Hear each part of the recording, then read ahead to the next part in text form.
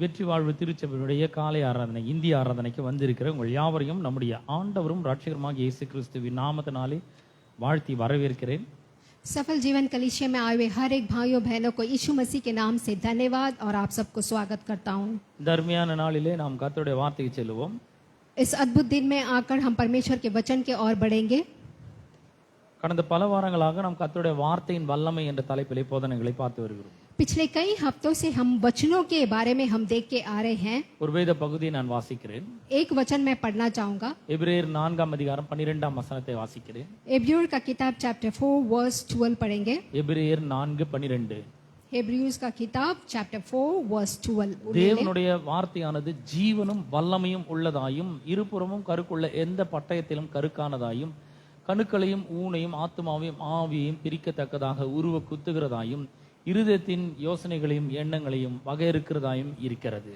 क्योंकि परमेश्वर का वचन जीवित है और प्रबल है और हर एक दोधारी तलवार से भी बहुत ही चौका है और प्राण और आत्मा को आके जांचता है और मन की भावना और विचारों को जांचता है. இந்த வாசித்த வேத பகுதி சொல்கிறது தேவனுடைய வார்த்தையிலே ஜீவனும் வல்லமையும் இருக்கிறது. अभी हमने जो वचन पढ़ा था उसमें लिखा है कि परमेश्वर का वचन जीवित और प्रबल है. கர்த்தருடைய வார்த்தையிலே ரெண்டு காரியங்கள் இருக்கு. ஒன்று ஜீவன், இன்னொன்று வல்லமை. यहाँ परमेश्वर के वचन में दो भाग है, एक है जीवन, दूसरा आके प्रबल.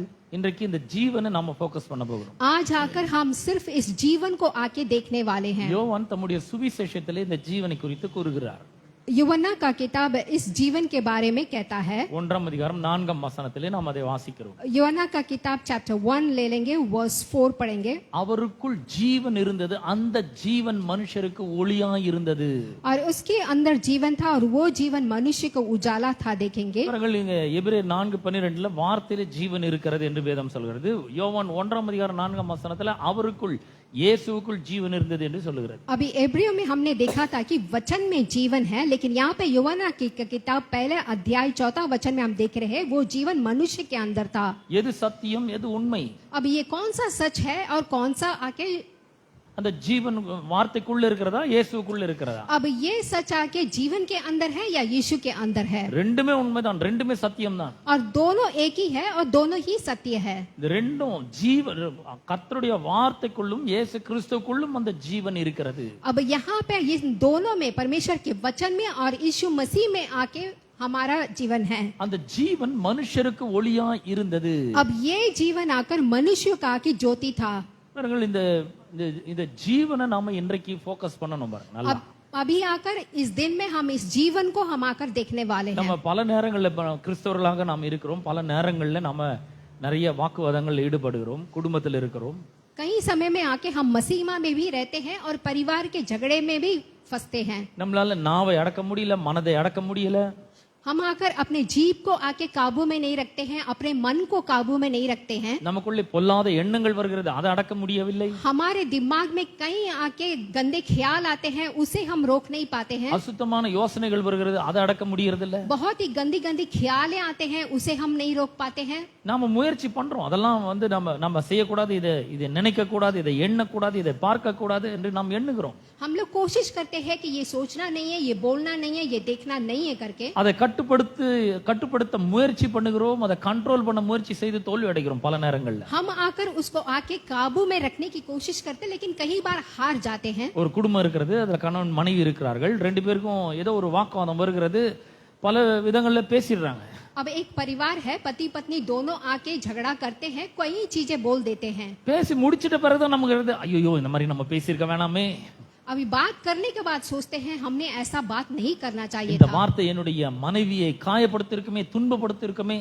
ये वाला जो मैं बोल है मेरी पत्नी को आके ठेस पहुंचाया होगा. இத சொல்லாம இருந்திருக்கலாமே, मैं इसको नहीं बोला होता तो अच्छा होता. இப்படி பேசாம இருந்திருக்கலாமே. अगर मैं ऐसा बात नहीं किया होता तो अच्छा होता. எல்லாம் பேசிட்ட பிறகுதான் நம்ம யோசிக்கிறோம் அதெல்லாம். लेकिन ये सब कुछ बात करने के बाद ही हम आकर सोचते हैं. ஆனா முன்கூட்டியே தீர்மானிக்கிறோம் இது மாதிரி பேசக்கூடாது. लेकिन आपको पहले से निर्णय कर लेना है कि ऐसे बातें नहीं करना है. ஹர்ட் பண்ற விதத்துல பேசக்கூடாது என்று தீர்மானிக்கிறோம். किसी के दिल को चोट नहीं पहुंचाना है करके आपको पहले से नहीं सोचना है, ஆனால் அதுல தோல்வி அடைகிறோம். लेकिन हम उसमें हार जाते हैं। ஒரு முறை பேசும்பொழுது மனைவி பாதிக்கப்படுகிறாள். एक एक बार आके बात करते समय आपकी पत्नी आके दुख पहुंचता है। காரணம் என்ன? நாவை அடக்க முடியவில்லை. इसका कारण क्या है? हम अपने जीभ को काबू में नहीं रखते हैं। நாம முயற்சி பண்ணாம இருக்கிறோமா? இல்ல முயற்சி பண்றோம். हम कोशिश करते हैं, தீர்மானிக்கிறோம் பேசக்கூடாது இந்த மாதிரி. हम आके निर्णय लेते हैं ऐसा बात नहीं करना है करके, ஆனாலும் நம்மள மீறி அந்த சுபாவம் வெளிப்படுகிறது. लेकिन फिर भी हमको रोके बिना वो आके स्वभाव बाहर आता है। மனதை அடக்க முடியவில்லை. हम अपने मन को रोक नहीं पा रहे हैं। மனம் பல இடங்கள்ல அலைப்பாய்கிறது. हमारा मन कई जगह पे भटकता है। மனம் பாருங்க ராக்கெட் மாதிரி போகும் பாருங்க. हमारा मन देखेंगे तो रॉकेट की तेजी पे जाता है। நான் இப்ப இங்க பேசிட்டே இருக்கிறேன், பேசிட்டே இருக்கும்போது டக்குன்னு அங்க மும்பைல போயிட்டு நான் என்னால வர முடியும் மனதுல சொல்றேன். अभी मैं यहाँ बात करता हूँ, लेकिन मेरा ख्याल मुंबई तक जाके आ सकता है। நான் வந்து ஒரு ஆவி கிடையாது, நான் ஒரு கோஸ்ட் கிடையாது. मैं आके मैं एक आत्मा नहीं हूँ, நான் மனதுல சொல்றேன். मैं मन को बोल रहा हूँ। நான் 10 முறைக்கு மேல பாம்பே போயிருக்கிறேன். मैं 10 बार जाके आ गया हूँ। மனதுல நான் நினைக்கும் பொழுது அங்க நின்னு பிரசங்கம் பண்ற மாதிரி, அங்க ஒரு திருச்சபையில பிரசங்கம் பண்ற மாதிரி நினைச்சிட்டு டக்கு நீங்க என்னால வர முடியும். तो देखिए मैं आके सोचकर झट से यहाँ मैं आ सकता हूँ। மனம் அவ்வளவு வேகமா சிந்திக்க கூடியது. तो मन आके कई प्रकार से सोचता है, ஆனா மனதுல நம்ம இதை மட்டும் சிந்திக்கிறது இல்ல, வேற பல அசுத்தமான காரியங்களும் சிந்தனைக்குள்ளே வருகிறது. लेकिन हमारे मन में आके बहुत ही बुरी बुरी चीजें आती हैं। நம்ம அடக்க முயற்சி பண்றோம். हम आकर उसको काबू में रखने की कोशिश करते हैं। இல்ல இந்த மாதிரி நான் நினைக்க மாட்டேன், நான் தேவனுடைய பிள்ளை. हम सोचते हैं कि मैं ऐसा नहीं सोचूंगा, मैं परमेश्वर का बच्चा हूँ, இயேசுவின் ரத்தத்தினால் நான் கழுவப்பட்டிருக்கிறேன், मैं यीशु मसीह के लहू से धोया गया हूँ, நான் பரிசுத்தமாக வாழ விரும்புகிறேன், मैं पवित्र से जीना चाहता हूँ। நான் இப்படி நினைக்க மாட்டேன், मैं ऐसा नहीं सोचूंगा, இது தவறு, ये बिल्कुल गलत है, இது கர்த்தருக்கு பிரியமில்லாதது, ये परमेश्वर के खिलाफ है, இப்படிப்பட்ட அசுத்தமான வார்த்தைகளை நான் பேசக்கூடாது. मैं ऐसी बुरी बुरी बातें मैं नहीं बोलूंगा।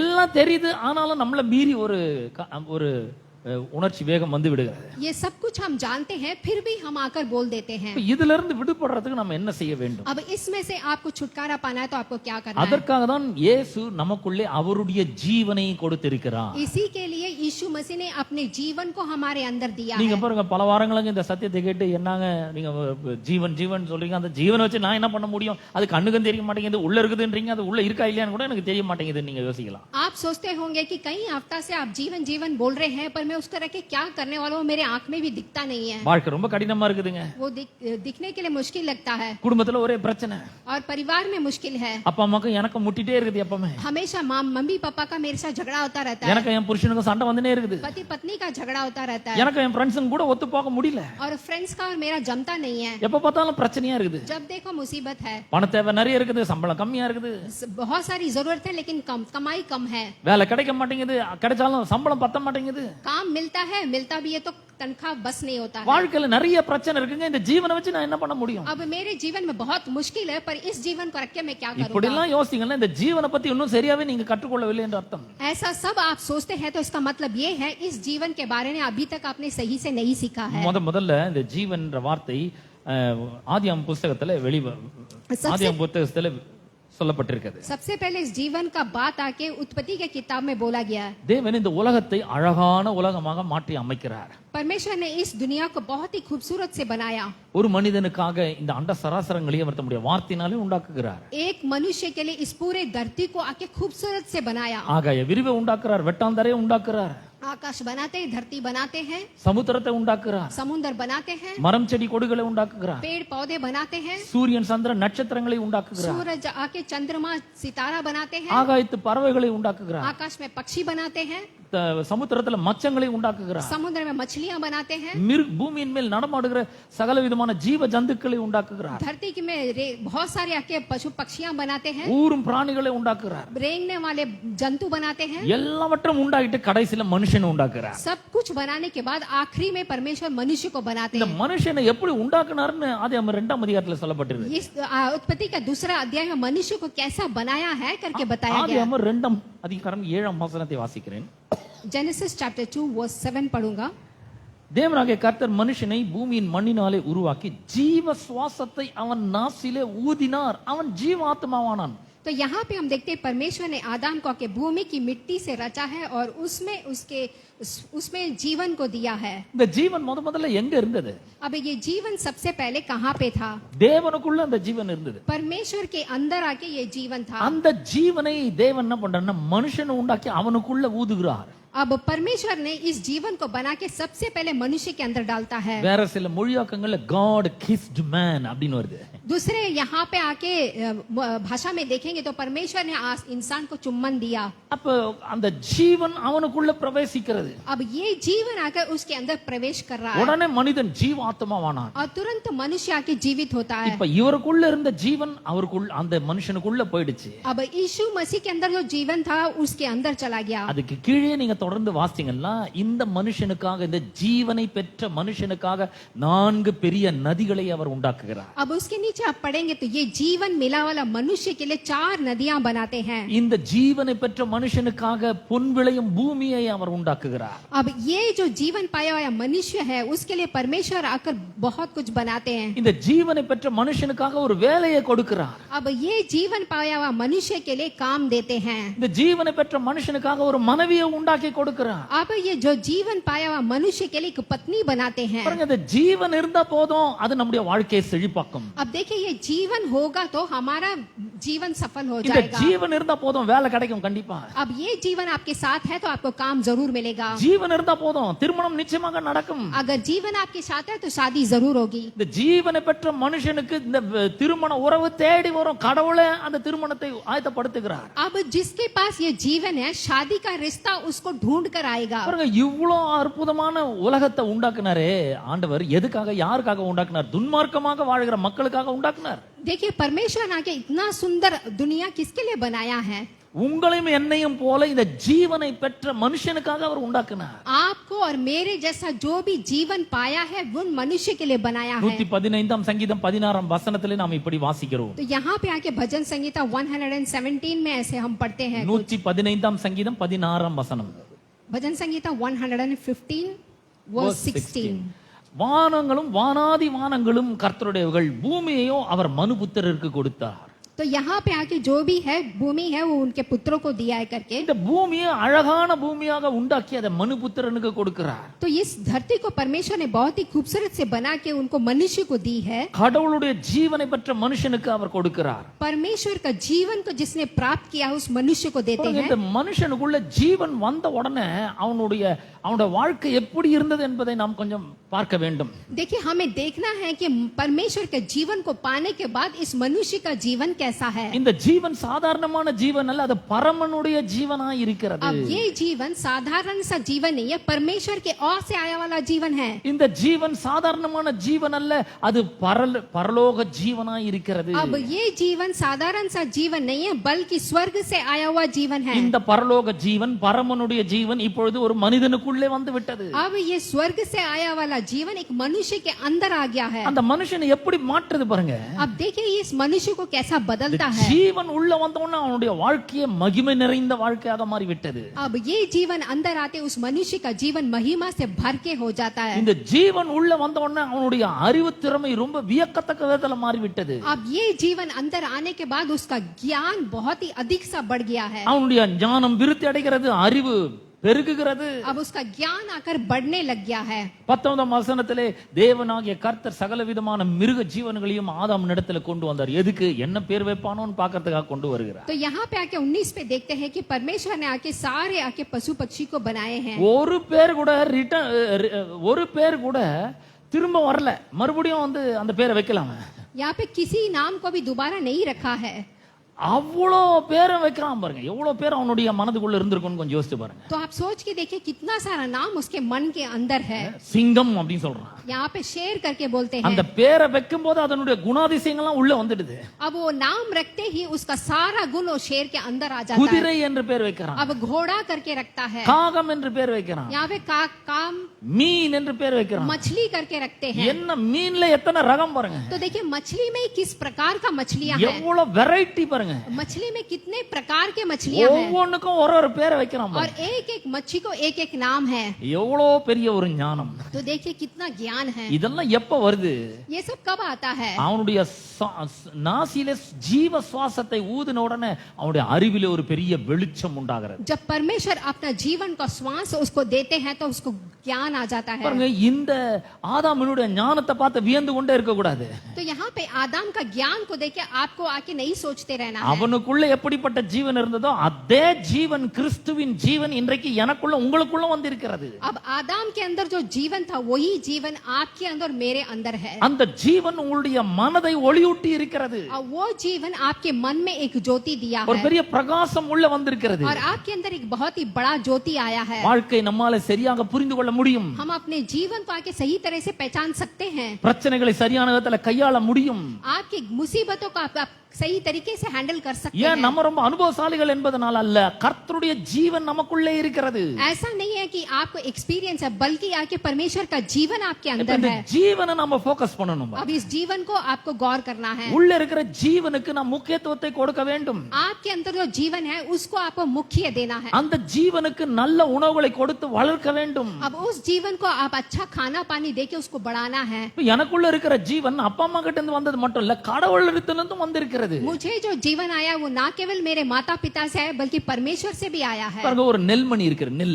अभी आप लेंगे तो एक गेहूं का एक बीज ले लेते हैं. அந்த நெல்ல பாத்தீங்கன்னா மேல உமி இருக்கு, அதுக்கு உள்ளதான் வந்து அரிசி இருக்கு. अब वो जो बीज होता है उसके ऊपर एक छिलका होता है, उसके अंदर ही चावल होता है. மேல இருக்கிறது வெறும் உமி தான். अब चावल के ऊपर एक छिलका जैसा होता है, உள்ள அரிசி மறைந்து இருக்கிறது. लेकिन उसके अंदर चावल छिपा रहता है. வெளிய இருக்கிறது ஒண்ணுத்துக்கு பிரயோஜனம் கிடையாது. बाहर से देखने के लिए वो कोई उपयोग नहीं है. அதை உடைச்சு நசுக்கி தூக்கி போட்டுறோம். அதை जब उसको रगड़ के उसको उठा के फेंक देते हैं. ஆனா உள்ள இருக்கிற நெல்மணியை அரிசியை நம்ம எடுக்கிறோம், அதை சாப்பிடுகிறோம், அது மூலமாக எனர்ஜி கிடைக்குது நமக்கு. उसके अंदर जो चावल है उसको निकालते हैं, पकाते हैं, खाते हैं और हमें बल मिलता है. பாருங்க, நம்ம என்ன பண்றோம், வெளிய இருக்கிற அந்த உமிக்கு தான் நிறைய ஃபோக்கஸ கொடுக்கிறோம். हम क्या करते हैं, चावल के ऊपर जो छिलका है उसके ऊपर ही अपना गौर रखते ஏன்னா हैं, அது தகதகன்னு தங்கம் மாதிரி இருக்குது. क्योंकि वो दिखने के लिए सोना जैसा लगता है. நெல்லுக்கு மேல இருக்கிற அந்த தோலை பார்த்திருக்கீங்களா? आपने कभी आके वो चावल का छिलका को देखा நல்ல होगा? கோல்டு கலர்ல இருக்கும், தகதகன்னு இருக்கும். அது वो गोल्ड कलर में रहता है. நாம கூட பாருங்க, மேல சரீரம் தான் இருக்குது, अभी मुझे भी देखिए शरीर है, உள்ள இன்னொரு மனுஷன் இருக்கிறான், உள்ளான மனுஷன். लेकिन मेरे अंदर एक आत्मा है அந்த உள்ளான மனுஷன்ல ஜீவன் இருக்கிறது. और उस अंदर की आत्मा में आके एक जीवन है. இயேசு கிறிஸ்துக்குள்ள இருந்த அதே ஜீவன் உள்ள இருக்கிறது. यीशु मसीह के अंदर जो जीवन है वही जीवन आपके अंदर भी है. நாம என்ன பண்றோம், இந்த மேல இருக்கிற உமிக்கு சோப்பு போடுறோம், நல்ல கிரீமை போடுறோம், நல்ல பவுடர் போடுறோம், வாசனை திரவியங்களை போடுறோம், புது ட்ரெஸ் போடுறோம். लेकिन हम क्या करते हैं, ऊपरी शरीर को आके नहाते हैं, धोते हैं, क्रीम डालते हैं, कपड़े डालते हैं, உள்ள இருக்கிற அரிசியை மறந்தே போயிடுறோம் நம்ம. लेकिन अंदर जो चावल है उसे भूल जाते हैं. நான் சொல்றேன், உள்ள கிறிஸ்துவின் ஜீவன் இருக்கிறது. लेकिन मैं आपको कहता हूँ आपके अंदर मसीहा का जीवन है. அந்த ஜீவனுக்கு முக்கியத்துவம் கொடுங்கள். उस जीवन को आपको मुख्यता देना है. இந்த உள்ள இருக்கிற ஜீவன் தான் உங்களை பெருக செய்ய போகிறது. अब आपके अंदर जो जीवन है वही आपको बढ़ाएगा. உங்களுக்குள்ள இருக்கிற ஆண்டவருடைய ஜீவன் தான் உங்களுடைய குடும்பத்தை பெருக செய்ய போகிறது. आपके अंदर जो परमेश्वर का जीवन है वही आपके परिवार को बढ़ाएगा. உங்களுக்கு உள்ள இருக்கிற ஆண்டவருடைய ஜீவன் தான் உங்களை ஆசீர்வதிக்க போகிறது. आपके अंदर परमेश्वर का जीवन है वही आपको आशीर्वाद में बढ़ाएगा. உங்களுக்குள்ள கிறிஸ்துவின் ஜீவன் இருக்கிறது. आपके अंदर मसीहा का जीवन அது है. பரமனுடைய ஜீவனா और இருக்கிறது. वो परम प्रधान का जीवन है. அது பரலோக ஜீவனா और இருக்கிறது. वो स्वर्ग का जीवन है. இந்த ஜீவன் உள்ள இருக்குது, அதை ஃபோக்கஸ் பண்ணுங்க நல்லா. अब आपके अंदर जो जीवन है उसके ऊपर गौर करें. இப்போ என்னங்க, ஒரு வேர்க்கடலை இருக்குது இல்லையா, வேர்க்கடலை. अब एक मूंगफली है. அந்த மூங்கஃபலியில பாத்தீங்கன்னா மேல தோல் இருக்கு, உள்ளதான் அந்த பருப்பு இருக்கு. अब मूंगफली के अंदर छिलका रहता है, उसके अंदर ही मूंगफली रहता இந்த है. தோலுக்கு ரொம்ப மெருகூட்டுறோம், நல்லா கழுவி தொடச்சி हम उस छिलके को अच्छा धोते हैं, उसको நல்லா கிரீம்லாம் போட்டு अच्छा क्रीम डालते हैं. இந்த தோல் க்ளோ ஆகணும் நல்லா. अब वो छिलका आके अच्छा सफेद होना இல்லங்க, है, உள்ளதான் பருப்பு இருக்கு. लेकिन अंदर ही दाना है. அதுதான் நமக்கு ரொம்ப முக்கியம். और वही हमको चाहिए. உங்ககிட்ட ஒரு வேர்க்கடலை கொடுத்தா அந்த தோலை சாப்பிட்டு பருப்பை நீங்க தூக்கி கீழே போட்டுருவீங்க? अभी मैं आपको मूंगफली दूंगा तो आप छिलका को खा के मूंगफली नहीं फेंकोगे. இல்ல, தோலை உரிச்சு கீழே போட்டுட்டு உள்ள இருக்கிற பருப்பை நம்ம சாப்பிடுவோம். आप मूंगफली को छिलका को फेंककर मूंगफली को खाओगे. பாருங்க, இந்த சரீரத்துக்கு உள்ளான மனுஷன் ஒருத்தர் இருக்கான். तो देखिए शरीर के अंदर एक अंदर ही आत्मा है. ஆவி மனிதன் உள்ள இருக்கிறான். आत्मा की तरह एक आदमी है. அந்த மனிதன்ல கர்த்தர் ஜீவனை கொண்டு வந்து வைத்திருக்கிறார். और उस आत्मा के अंदर परमेश्वर ने जीवन डाला है. அந்த ஜீவன் உள்ள இருக்கிறனால தேவதூதர்கள் கூட நமக்கு பணிவிடை செய்கிறார்கள். अब आके वो जीवन वो अंदर रहने के वजह से स्वर्गदूत भी हमारा सेवा करता है. யோவான் தம்முடைய சுவிசேஷத்துல சொல்றாரு 1:4 அவருக்குள் ஜீவன் இருந்தது, அந்த ஜீவன் மனுஷருக்கு ஒளியாய் இருந்தது. अब यूहन्ना का पहला अध्याय में हमने देखा था उनके अंदर जीवन था और वो जीवन उनके लिए ज्योति था. அந்த ஒளி இருளிலே பிரகாசிக்கிறது. और वो ज्योति आके अंधेरे में आकर चमकने लगा. பாருங்க, நகரத்துல வந்து அந்த அளவுக்கு இந்த மின்மினி பூச்சிகள்லாம் இருக்காது. கிராமத்துல பாத்தீங்கன்னா இந்த மின்மினி பூச்சி இருக்கிறது. अब नगरों में देखेंगे तो वो जो लाइट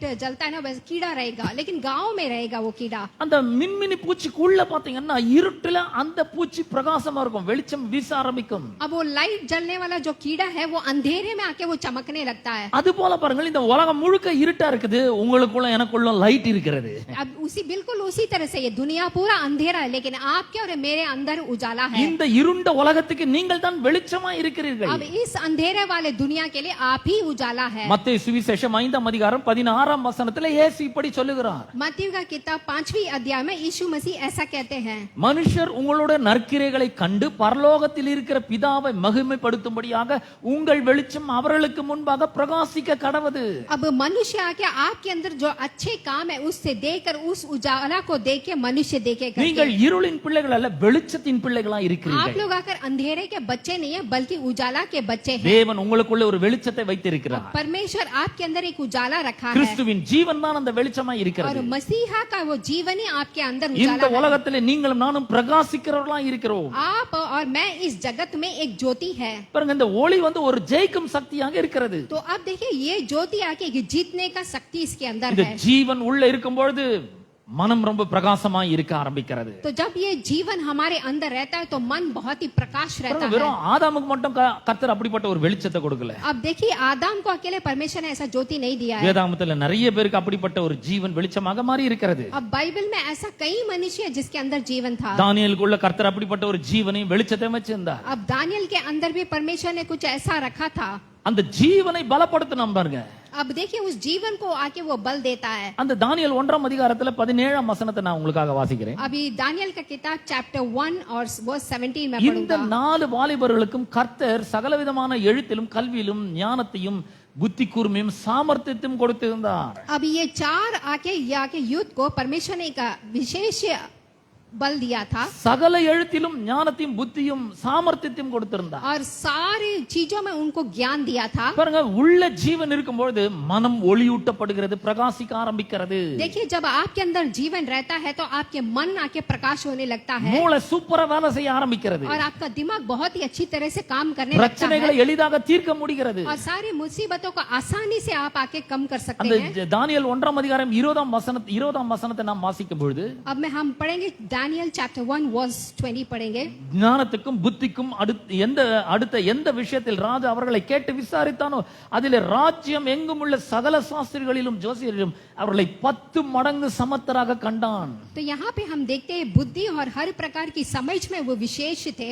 உங்களுக்குள்ள ஜீவன் இருக்கும் பொழுது जब आपके अंदर आके जीवन होता இந்த है உலகத்தில் இருக்கிற எல்லா அறிவாளிகளை காட்டிலும் 10 மடங்கு சமர்த்தராக நீங்கள் இருப்பீர்கள். इस दुनिया में रहने वाले सारे ज्ञानियों से 10 गुना आप ज्यादा ज्ञानी होंगे. முதலாவது நீங்கள் உங்களுக்குள்ள ஜீவன் இருக்கிறது என்பதை விசுவாசியுங்கள். सबसे पहले आप लोग के अंदर जीवन है करके आपको विश्वास करना அதை है. எந்த அளவுக்கு விசுவாசிக்கிறீர்களோ அந்த அளவுக்கு அது பெருக ஆரம்பிக்கிறது. आप जितना उसको विश्वास करोगे उतना आप बढ़ोगे. எந்த அளவுக்கு நீங்கள் விசுவாசிக்கிறீங்களோ அந்த அளவுக்கு உங்களுக்காக அது வேலை செய்ய ஆரம்பிக்கிறது. जितना आप विश्वास करेंगे उतना वो आपके लिए काम करने लगेगा. தானியேலுக்கு மிகுதியான ஞானம் இருந்தது.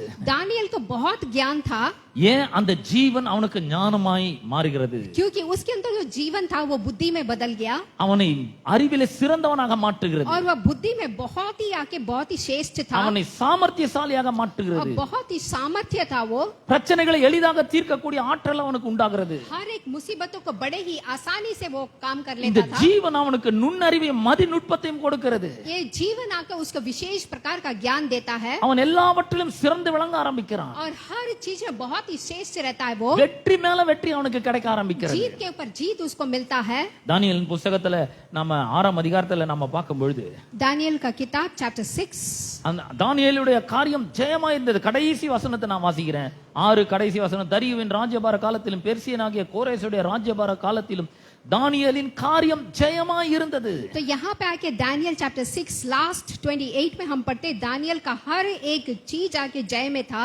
பாருங்க, மூன்று ராஜாக்களுடைய காலகட்டம் வரைக்கும் அவனை ஜெயிக்கிறதுக்கு யாருமே கிடையாது. देखिए वहां पे कोई भी उसको जीतने के लिए नहीं था. பாபிலோன் ராஜாவாகிய நேபுகாத்நேச்சார், தரியு, கோரேஸ் ஆகிய மூன்று ராஜாக்கள் இங்கே வேலை செஞ்சிருக்காங்க. और वहां पे 3 राजा लोग काम करते थे और कोई भी वैसा नहीं था. இந்த மூன்று ராஜாக்களும் அரசாண்ட அந்த காலகட்டம் முழுவதும் அவனுடைய காரியம் ஜெயமாய் இருந்தது, வெற்றியாய் இருந்தது. जब ये 3 राजा लोग राज्य करते थे उस समय भी उसका हर एक काम में वो श्रेष्ठ था. நான் சொல்றேன், உங்களுக்குள்ள இருக்கிற கிறிஸ்துவின் ஜீவன் உங்களை பெரிய ஆளாக ஆக்குகிறது. मैं आपसे कहता हूं आपके अंदर जो मसीहा का जीवन है आपको आके ज्ञान से भरेगा. மத்தவங்க எல்லாம் உங்களோட பின்னாடி தான் இருக்காங்க. और बाकी लोग आप लोग से पीछे ही है. அவங்கள காட்டிலும் 10 மடங்கு சமர்த்தராக கர்த்தர் உங்களை ஆக்குகிறார். और उनसे भी ज्यादा 10 गुना परमेश्वर आपको உள்ள बढ़ाएगा. இருக்கிற ஜீவன் அப்படிப்பட்ட ஒரு வெளிச்சத்தை மனதிலும் மூளை அறிவிலும் கொடுக்கிறது.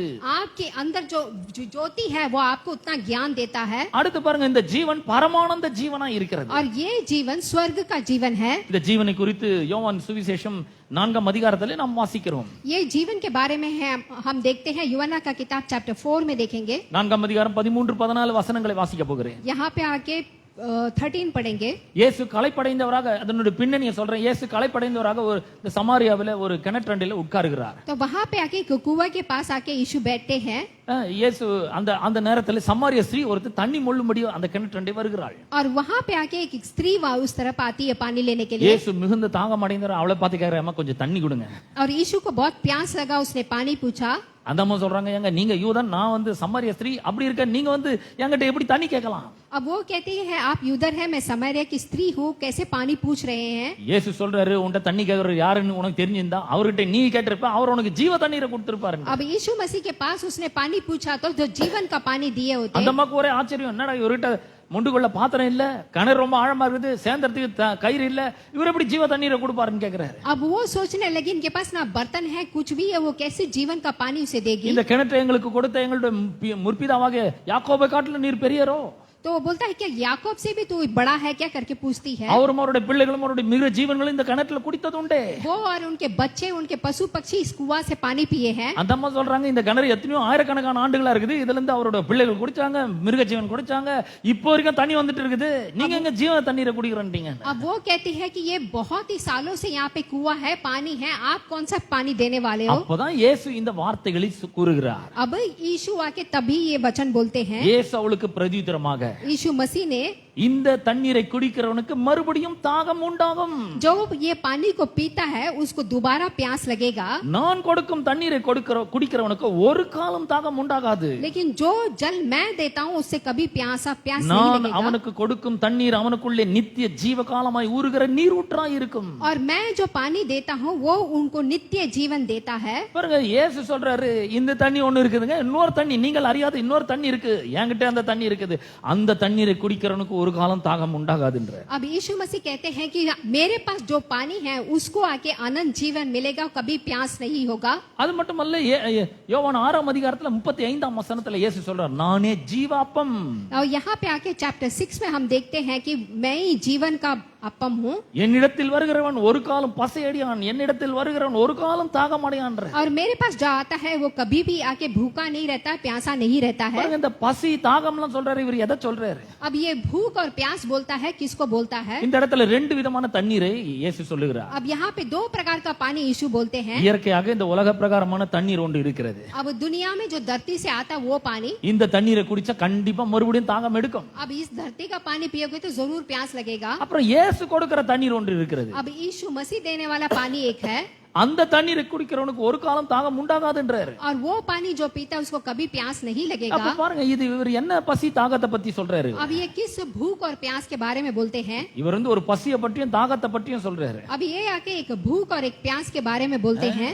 நான் தான் ஜீவாப்பம், और मैं ही जीवन की रोटी हूँ, நான் தான் ஜீவ தண்ணீர். और मैं ही जीवन का पानी हूँ. உனக்கு சில பசி இருக்கலாம், ஒரு சில தாகம் இருக்கலாம், किसी को भूख लगेगा, किसी को प्यास लगेगा. ஆனா இதெல்லாம் குடிச்சினியா மறுபடியும் தாகம் உண்டாகும். ये सब आप पियोगे तो दोबारा प्यास लगेगा. அப்பாடா தாகமே போயிடுச்சுன்னு ஒரு திருப்தி வரவே வராது. अभी मेरा प्यास ही चला गया करके एक तृप्त नहीं होगा. ஆனா நான் ஒரு விதமான தண்ணியும் நான் ஒரு விதமான ஜீவ அப்பத்தையும் கொடுக்கிறேன். लेकिन मैं एक प्रकार का रोटी और पानी दूंगा.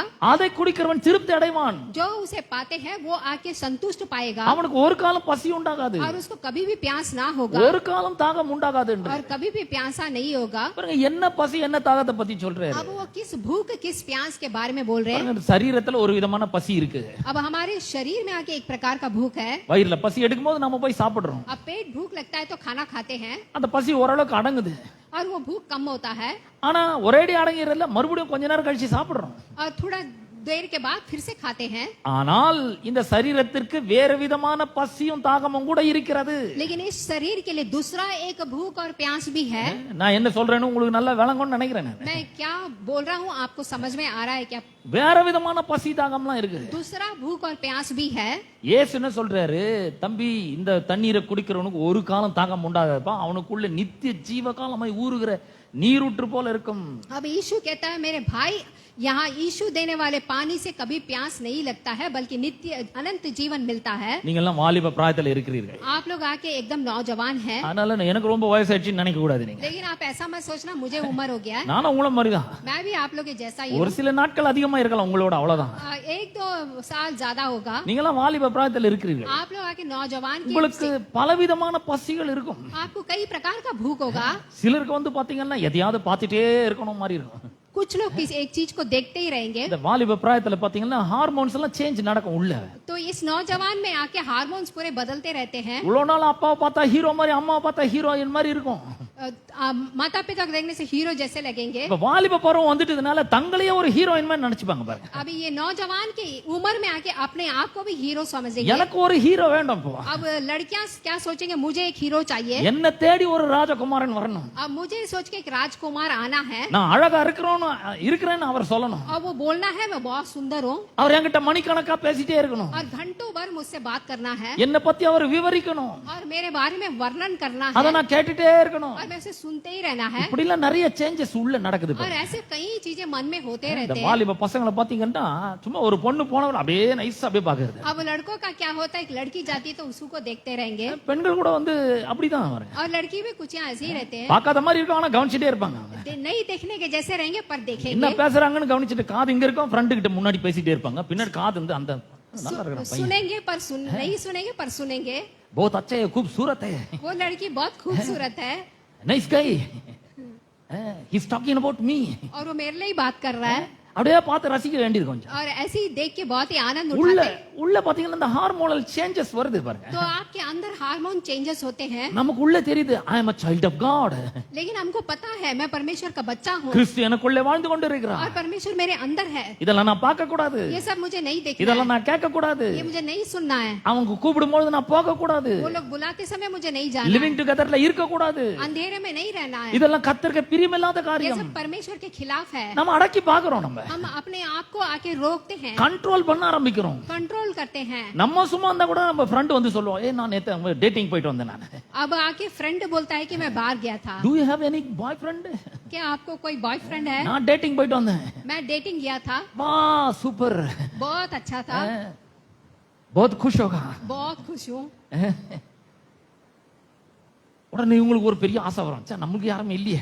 अब आपके दोस्त आपके पास बोलते थे, आप सोचेंगे मेरे இவன் लिए வாயில कोई சொல்லலாம், இல்ல இல்ல நான் கிறிஸ்தவன், நான் ஒரு உள்ள ஆண்டவர் வாழ்ந்து கொண்டிருக்கிறார், எனக்கு அதெல்லாம் பிடிக்காதுன்னு சொல்லலாம், ஆனா உள்ள ஆரம்பிக்கும் பாருங்க. नहीं। आप मुंह से बोलते होंगे मैं यीशु मसीह का बच्चा हूँ, मुझे ऐसा नहीं चाहिए, लेकिन मन के अंदर कुछ तो होता होगा। அதனால தான் ஆண்டவர் சொல்றாரு பிரசங்கி 1ஆம் அதிகாரம் 8ஆம் வசனத்துல, इसीलिए परमेश्वर यहाँ पे कहते हैं, காண்கிறதினால் கண் திருப்தி ஆகிறதில்லை, கேட்கிறதினால் செவி நிரப்பப்படுகிறதும் இல்லை. अब देखने से आंख आके तृप्त नहीं होता है और सुनने से कान भरता भी नहीं है। பாருங்க நிறைய விஷயங்களை நம்ம பார்க்க ஆரம்பிக்கிறோம். अब बहुत कुछ आके हम देखते हैं। நம்ம கையில மொபைல் வந்துச்சு பாருங்க. अब இப்போ हमारे हाथ में मोबाइल आ गया இந்த है। மொபைல்ல வந்து நம்ம மணிக்கணக்கா பார்க்கணும்னு பிளான் பண்றது கிடையாது. हम आके ये योजना नहीं डालते मोबाइल को घंटों भर देखना है। யாராவது வந்து நான் 5 மணி நேரம் மொபைல் பார்க்க போறேன்னு பிளான் பண்ணி வராங்க, இல்ல ஒரே ஒரு ரீல் பார்க்க போறேன் நான். अभी कोई प्लान करता है कि मैं 5 घंटे देखूंगा, सिर्फ एक रील देखता है। ஒரு முழு படம்லாம் பார்க்க போறது இல்ல, ஒரு ரீல் 1 மினிட், அந்த ஒரே ஒரு ரீல் மட்டும் பார்க்க போறேன். अभी आके मैं पूरा फिल्म नहीं देखने वाला हूँ, जस्ट 1 मिनट का रील அந்த देखने वाला हूँ। ரீலை ஸ்வைப் பண்ண ஆரம்பிக்கிறாங்க. अब रील को आके स्वाइप करते रहते हैं। மேல தள்ள தள்ள தள்ள மணிக்கணக்கா போயிட்டே இருக்கு. अब ऊपर जाते जाते घंटा हो जाता है। நம்மளால அதை வைக்கவே முடியல. अब हमसे फोन को नीचे रख नहीं पाते हैं நம்மளால வைக்க முடியும். और हमसे रख सकते हैं। உள்ள இருந்து ஆவியானவர் சொல்றாரு, அம்மா பார்க்காத வை போதும். अब अंदर से से कहता है कि मन कहता है कि रख दे இது करके, உன்னை தப்பான வழிக்கு கொண்டு செல்லும். ये तुझे गलत रास्ते में लेके जाएगा. போத வச்சிடு, फोन को नीचे रख दो, ஆஃப் பண்ணு, ऑफ करो, பைபிளை வாசி, बाइबल को पढ़ो, ஜெபம் பண்ணு, प्रेयर करो, நல்ல பிரசங்கத்தை கேளு, अच्छा से प्रचार को நல்ல सुनो கிறிஸ்தவ நண்பர்களோட சேரு. और मसीहा के दोस्त के साथ रहो. எல்லாம் தெரியுது நமக்கு, ஆனாலும் பார்த்துட்டே இருக்கிறோம். सब कुछ अंदर बोलता है फिर भी देखते रहेंगे. 1 minute 1 reel, 1 minute, one more reel, one more reel. एक और रील, एक और रील. Wait, I'll come. ऐसे अभी आऊंगा. Please wait. वेट This करो. only one reel I saw and come. सिर्फ एक रील ऐसे. 1 மணியாவது 2 மணி நேரமாவது 3 மணி நேரமாவது 4 மணி நேரமாவது 5 மணி நேரம் ஆயிட்டு. अब 1 घंटा हुआ, 5 घंटा हो गया. நாங்கெல்லாம் படிக்கும்போது பாத்தீங்கன்னா அந்த அளவுக்கு ஜனம்லாம் இருக்காது. 6 மணிக்கு தெரு விளக்கு வச்சிருவாங்க. अब मैं पढ़ते समय पूरा यहाँ पे स्ट्रीट में लाइट रख देते थे शाम को. 5வது 6வது படிச்சிட்டு இருக்கேன் நான். तब मैं 6 पढ़ता था. 6 மணிக்கு விளக்கு வச்ச உடனே தெரு விளக்கு போட்ட உடனே நாங்க வீட்ல சாப்பிடுறோம். अब आके यहाँ पे गली में लाइट डाल देंगे तो 6:30 बजे हम खाना खाते हैं சாப்பிட்டோம் 6 மணிக்கு படுத்து தூங்கிடுவோம் நாங்க. और 6:30 बजे सो जाते हैं. இன்னைக்கு யாராவது 6 மணிக்கு சாப்பிடுறாங்களா? आजकल कोई 6:30 बजे खाना खाता है क्या? சாப்பிடுறதே லேட். खाना लेट से ही खाते हैं. அப்புறம் பாத்தீங்கன்னா படுத்துட்டு ரீல்ஸ் பாக்குறது அப்படியே. फिर सो के हम रील्स देखेंगे. 12 மணி ஆனா கூட ஃப்ரெஷ்ஷா இருப்போம் நம்ம அப்படியே. अब 12 बजे भी आपको एकदम फ्रेश से लगेगा. தூங்கலாம் வெயிட். अभी हम सोएंगे करके वेट करेंगे. அப்புறம் 12 மணி ஆகுது, 1 மணி ஆகுது, 2 மணி ஆகுது. फिर 1 बजता है, 2 बजता है. அப்ப கூட வந்து பார்த்துட்டே இருக்கணும். तब भी देखते रहेंगे. ஏன் பார்க்கிறதுனால கண் திருப்தி அடைகிறது இல்லை? क्योंकि हम देखने के वजह से हमारे आंखों को तृप्त नहीं होता है கேட்கிறதுனால செவி நிரப்பப்படுகிறதும் இல்லை. और सुनने से हमारा कान भी नहीं भरता है. இந்த வசனத்தை வேற சில மொழியாக்கங்கள்ல நான் உங்களுக்கு வாசித்து காண்பிக்க விரும்புகிறேன். अब इस वचन को मैं और कोई भाषा में मैं पढ़ूंगा. இங்க பாருங்க, நம் காதுகளுக்கு வார்த்தைகள் மீண்டும் மீண்டும் வருகின்றன, எனினும் காதுகள் நிறைவதில்லை. நம் பார்வைகள் மூலம் கண்களும் நிரம்புவதில்லை. और यहाँ पे आके बार बार बोलने से भी कान भरता नहीं है और देखने से भी आंख को भरता नहीं है. வாலிப பசங்களை பாருங்க, अब नौजवानों को देखिए. அவன் ஒரு பொண்ணை பாக்குறான். अब वो लड़की को देखता है. பார்த்தோன்னு நினைக்கிறான் खूबसूरत है.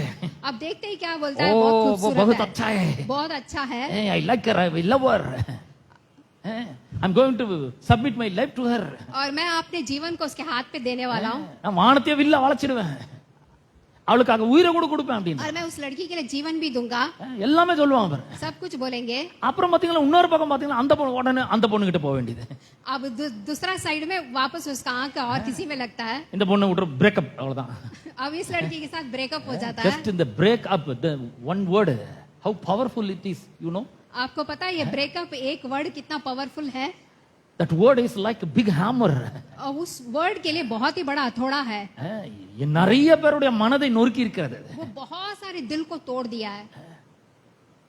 ஏன்னா கண்ணு பாக்குறதுனால திருப்தி அடைகிறதே கிடையாது. क्योंकि आंख देखने से आपका आंख भरता नहीं है. காது கேட்கறதுனால நிரப்பப்படுகிறதும் இல்லை. अब कान भी नहीं भरता है. வேற சில மொழியாக்கங்களை வாசிக்கிறேன். अब मैं और कोई भाषा में भी बताऊं.